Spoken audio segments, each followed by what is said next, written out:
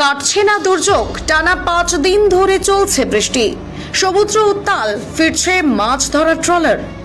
কাটছে না দুর্যোগপূর্ণ আবহাওয়া, প্রায় 5 দিন ধরে চলছে টানা বৃষ্টি। সমুদ্র উত্তাল থাকার কারণে উপকূলে ফিরে আসতে হচ্ছে মৎস্যজীবীদের। সমুদ্রে মাছ থাকলেও মৎস্যজীবীরা ধরতে পারছেন না। মূলত দুর্যোগপূর্ণ আবহাওয়া ও সমুদ্র উত্তাল থাকার কারণে কোনো ট্রলার জাল ফেলে মাছ ধরতে পারছে না, কারণ এখন গভীর সমুদ্রে নোঙর করে দাঁড়ানোর মতো পরিস্থিতি নেই। তাই সব ট্রলারগুলি বাধ্য হয়ে উপকূলের কাছাকাছি অবস্থান করছে। এদিকে মাছ না ধরে সমুদ্র থেকে বারবার ফিরে আসার কারণে ক্ষতির মুখে পড়ছেন মৎস্যজীবীরা।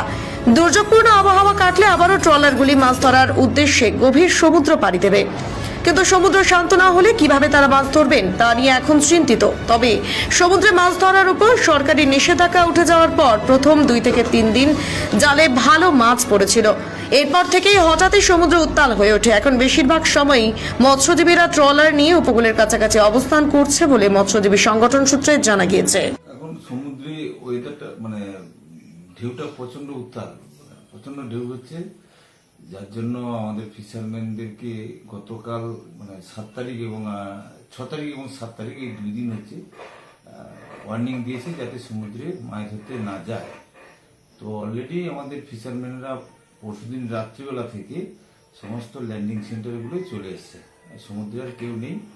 তবে আগামীকাল আবার ওয়েদার ভালো হলে এবং ওয়ার্নিং যদি আবার দেয়, ওয়ার্নিং তুলে নিলে তারপরে আবার বেরোবে।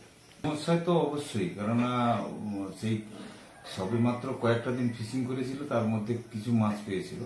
তো যদিও সমুদ্রে মাছ আছে, কিন্তু ফিশিং করতে পারছে না, দাঁড়াতে পারছে না, এত সমুদ্র উত্তাল, যার জন্য হচ্ছে আমাদের ফিশারম্যানরা ওখানে সমুদ্রে অত 2-3 দিন করে ফিশিং করছে, তারপরে চলে আসছে, ওয়েদার ওয়ার্নিং এর সময় চলে আসছে।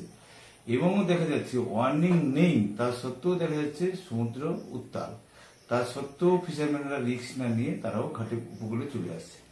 এই জন্য ফিশারম্যানরা প্রচন্ড ক্ষতিগ্রস্ত, কেননা একটা ট্রিপ গেলে তাদের তো যথেষ্ট টাকা একটা খরচ হয়, খরচ করে তাদেরকে সমুদ্রে যেতে হয়, তার জন্য ক্ষতির সম্মুখীন তো হচ্ছে।